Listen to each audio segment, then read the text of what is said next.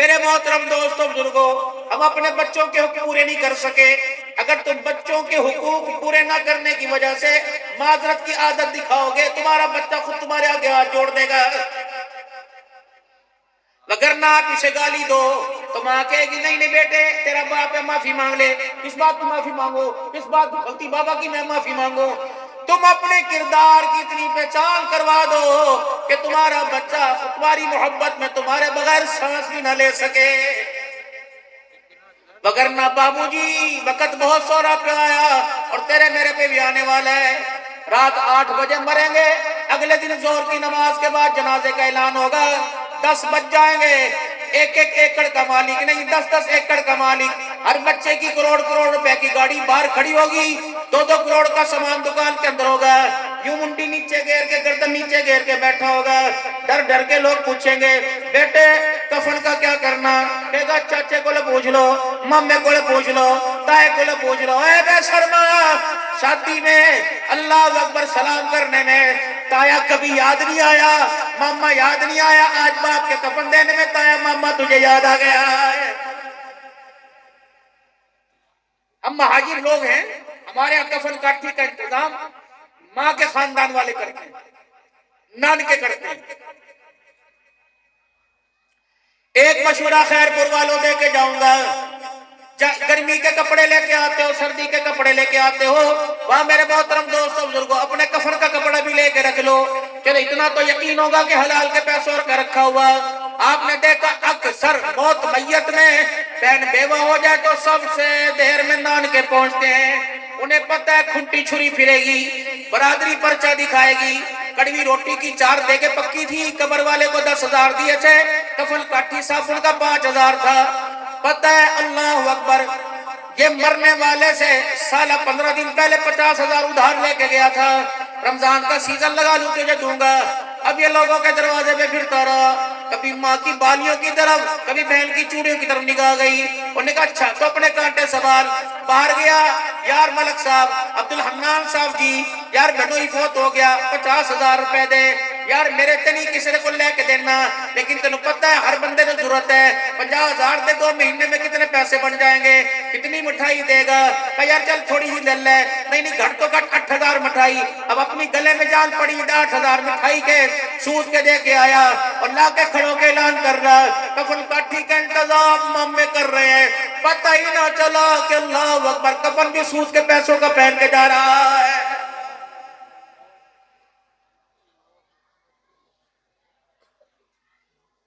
مشکوک پیسوں. امام الاولیاء حضرت احمد علی لاہوری رحمت اللہ تعالی علیہ اللہ اکبر نیت باندھی نماز پڑھی، سلام پھیرا، بڑے افسردہ ہو گئے. حضرت جی کیا ہوا؟ فرمایا آج نماز پڑھنے کا مزہ نہ آیا، خشوع خضوع نصیب نہ ہوا، سجدوں میں لذت نہ آئی، قیام میں اللہ سے باتیں کرتے مزہ نہ آیا. کیا ہوا جی؟ فرمایا دسترخوان پر نظر ڈالوں، جو کھانا کھایا تھا اس کھانے پہ نظر ڈالی، فرمایا الحمدللہ کھانا حلال کا. پھر اپنے کپڑوں پہ نظر ڈالی، فرمایا الحمدللہ کپڑے بھی حلال کے پیسوں کے. بڑا پریشان ہوئے، پھر پگڑی کے نیچے جو بال تھے ان بالوں پہ نظر ڈالی، فرمایا انا للہ و انا الیہ راجعون.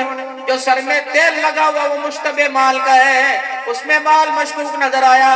فرمایا لگا احمد وقت کا احمد علی لاہوریوں، مشکوک مال کا خریدا ہوا تیل سر میں لگے، تیل بالوں سے ٹکرایا، نماز کے سجدے کے ذائقے کوئی چھین کے لے گیا. یا تو افطاریاں چلیں گی، شہریاں چلیں گی، افطار پارٹیاں چلیں گی.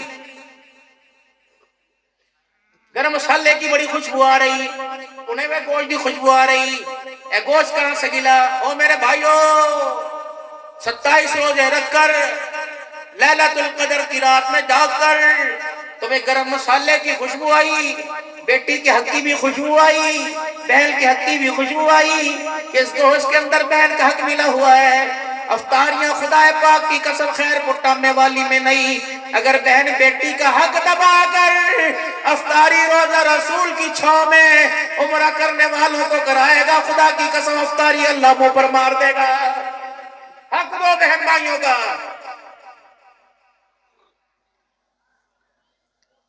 کوشش کرنا میرے لاڈلو، میرے پیارو، اپنی زندگی میں ایک تو کفن اپنے پیسوں کا رکھ کے جاؤ میرے عزیزو، کفن حرام کے پیسوں کا، زمزم میں دھو کے پہن لو، نجات نہیں ہوگی۔ کفن حلال کے پیسوں کا، کھٹی کا بنا پہن لو، انشاءاللہ نجات کا ذریعہ بن جائے گا۔ مکان 1.5 مرلے کا، مکان 2 مرلے کا، مکان 3 مرلے کا کیوں نہ ہو، اللہ اکبر میرے محترم، بیٹی کو بے شک 4 انگل کا حصہ ہے دے دو، 1 بلی 2 بلی 6 ہاتھ کا حصہ ہے دے دو۔ اگر بیٹی کا حق کفن میں چھپا کے چلے گئے اور بیٹی نے کفن میں یوں جھانک کے دیکھ لیا اور کہا پھولوں کے ہار کے ساتھ، مشک عنبر کافور کی دھونی کے ساتھ وہ میرا حق لے کے جا رہا، بس یہ کہتے کہتے آنکھ سے آنسو نکلا اور یہاں رخسار کے ساتھ ٹکرا گیا۔ بابو جی پھر خیر کوئی نہیں، تو بے شک کلمہ شہادت کے نعروں میں قبرستان جا، سورہ بقرہ سورہ ناس کے محفلوں میں قبرستان جا۔ اگر بیٹی کا آنسو نہ حق، بیٹی کا آنسو تیری قبر میں ساتھ چلا گیا تو اللہ کی قسم ذمہ داری سے عرض کر رہا ہوں 1 گھنٹہ قبر کے اندر کفن بچانا مشکل ہو جائے گا۔ کیوں لے کے آئے بیٹی کا حق؟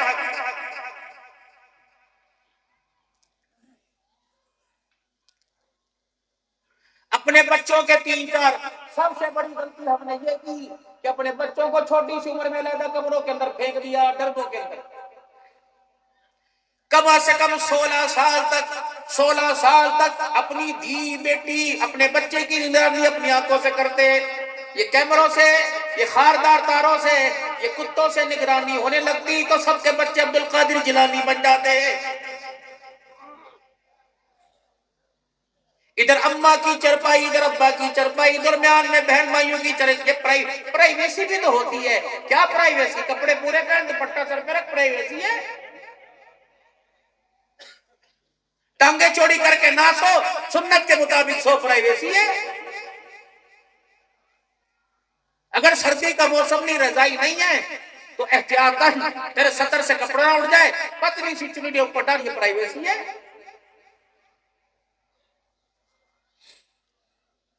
ادھر اماں کا کھجڑا، ادھر ابا کی چرپائی۔ رات کو 2 بجے ابا پانی پینے کے لیے اٹھتا تھا، کسی بیٹے کا یوں ہاتھ مڑا ہوتا تھا، ابا سیدھا کر کے چلا جاتا تھا اور جاتے جاتے یوں سر پہ ہاتھ پھیر جاتا تھا۔ اماں دیکھتی تھی تکیہ نیچے گرا ہوا، اماں سر اٹھا کے تکیہ اوپر رکھ دیا کرتی تھی اور ماتھا چوم کے ماں باپ کہہ دیا کرتے تھے اللہ تیری خیر کرے۔ تھی تو یہ چند سیکنڈ کی دعا، لیکن اتنی اس کے اندر پاور تھی جس کو لگ جاتی جنت الفردوس میں چھوڑ کے آیا کرتی تھی۔ ماں باپ نے دعائیں دینی چھوڑ دی، تم نے اس کی دعاؤں کی اہمیت ہی نہ سمجھی۔ تربیت میرے عزیزو، تعلیم کا معیار مدارس اسکول کے ذمہ تھا، تربیت ماں باپ کے ذمہ تھی۔ پہلا اسکول ماں کی گود تھی اور پہلا اسکول ماں کی گود تھا اور استاد اس کا ٹیچر باپ تھا۔ چلو تمہیں ماضی میں لے کے جاؤں، کچھ ماضی کی یادوں میں لے کے جاؤں۔ دنیا کے اندر ایک مرد آیا، اللہ اکبر، جس کا نام احمد بن حنبل رحمہ اللہ تعالی علیہ تھا۔ علماء فرماتے ہیں صحابہ کے بعد سب سے بڑا حدیث کا حافظ ہے۔ آپ کی بیٹی کی شادی ہو گئی، بیٹی کا نکاح ہو گیا، بیٹی کی رخصتی ہو گئی، بیٹی سسرال چلی گئی، صبح کا وقت آیا، ساس دروازے پر آئی، بہو باہر آئیو، امی خیر ہوئے، روٹی پکواوے گی، سالن بنواوے گی، چائے بنوائے گی۔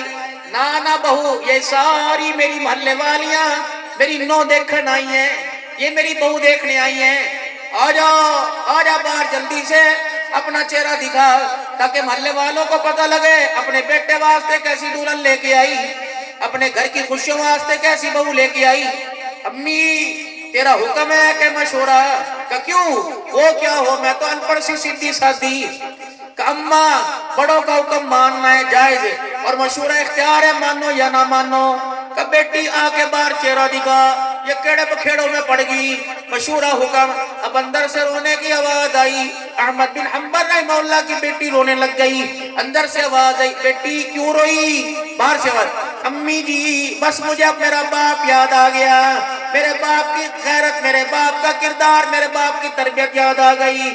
اماں بتا عورتوں کا منہ دکھاؤں کہ باپ کی غیرت بچاؤں؟ امی کہنے لگی بیٹی کیا ہوا ہے، منہ دکھا دے۔ فرمایا اماں سن لے، اب تو مجھے ہاں نا کا جواب بار سے دیو۔ اماں جب سے میں نے ہوش سنبھالا، جب سے میں بالغ ہوئی، اس وقت سے لے کر آج تک میرے باپ احمد بن حنبل نے کسی بے نمازی عورت کو میرا چہرہ دیکھنے نہیں دیا ہے۔ اب بتا پا رہا ہوں کہ اندر رہ جاؤں اندر سے میرے عزیزو۔ جب احمد بن حنبل رحمہ اللہ کی بیٹی نے کہا تو محلے کی عورتیں چیخیں مار مار کے رو لگی کہ بیٹی باپ کی غیرت بچا، ہمیں منہ نہ دکھا، آج کے بعد جب تک نماز کا سجدہ نہیں کریں گی تیرے بیڑے کی چوکھٹ پار نہیں کریں گی۔ فرماتی ہیں اس جملے کی وجہ سے محلے کی 70 عورتوں نے نمازوں کا سجدہ شروع کر دیا۔ یہ بازاروں میں افطاریاں لینے جائے گی، اس کا کام تھا۔ اس کے ہاتھ پر میرے عزیزو 2000 غیر محرموں کی نظر پڑے گی۔ اس کے ہاتھ کی روٹی کا لقمہ کھانے والا باعزید مستعمی بنے گا۔ میری بہنوں، میری بیٹیوں، گرمی ہے ٹھیک ہے، لیکن افطاری سحری کے پروگرام میں سر سے دوپٹہ نہ اتاریو۔ سحری میں اٹھو، بے شک ایک کھجور کا دانہ کھاؤ۔ سحری کھانے والے پر خدا کی رحمت آیا کرتی ہے۔ اللہ کے مہمانوں کو ننگے سر کھانا نہ کھلائیو۔ اللہ کے مہمانوں کو ننگے سر، تجھے پتہ ہے کتنا بڑا عمل ہے۔ اپنے بندوں کے کپڑے تو دھوئے، استری تو کرے، بستر آپ بچھاؤ، افطاری سحری پکاؤ۔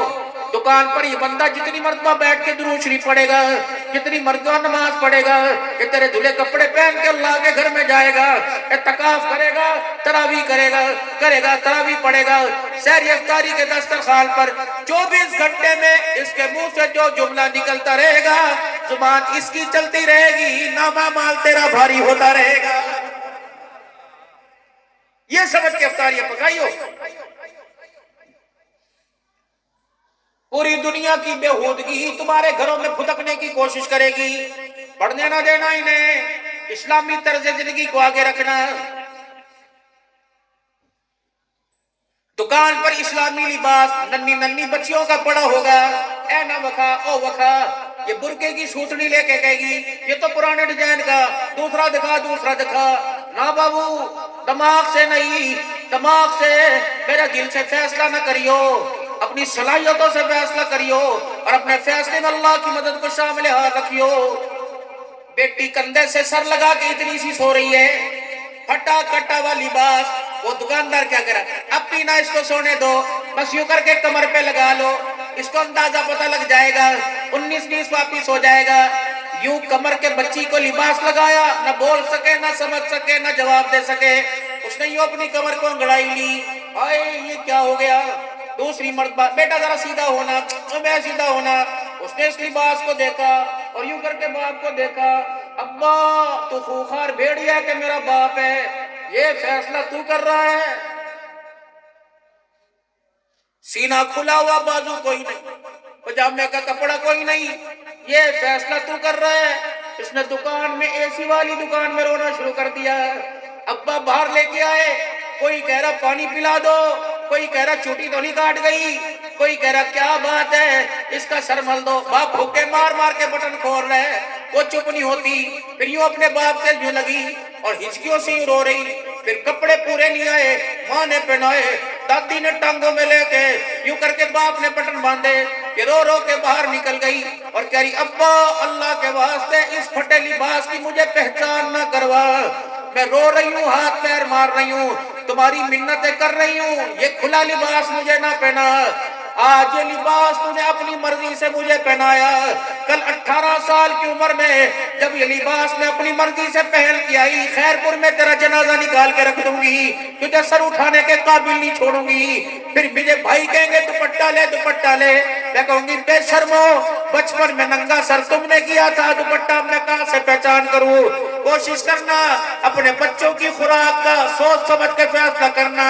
دل آم کھانے کو بھی کرے گا، دل برگر کھانے کو بھی کرے گا، دل آئس کریم کھانے کو بھی کرے گا۔ خدا کے واسطے لقمہ وہ حلق میں اتاری ہو جو لقمہ اندر غذا بلکہ ماں باپ کی پہچان کروا سکے، اللہ رسول قرآن کی پہچان کروا سکے۔ اگر کے اندر جانے والے لقمے نے خدا مصطفیٰ سے دور کر دیا تو موت کے وقت ایسا وقت آئے گا دنیا کلمہ پڑھائے گی، زبان پہ کلمہ طیبہ بھی کوئی نہیں آئے گا۔ یہ فیصلے آپ کے تھے۔ بس آخری باتوں میں دو بات کر کے جا رہا۔ اللہ نے مسجد بلال دی، بہت ہی کہہ دو سبحان اللہ۔ ساری نماز علاقے والے یہاں پڑھو، ہر مسجد کھا کے نماز پڑھو، لیکن گھر جا کے 24 گھنٹوں میں مصلی بچھا کر تھوڑی دیر اس پہ بیٹھ جایا کرو، اور اپنے چھوٹے چھوٹے پوتے دوتوں کو، بچوں کو متوجہ کیا کرو۔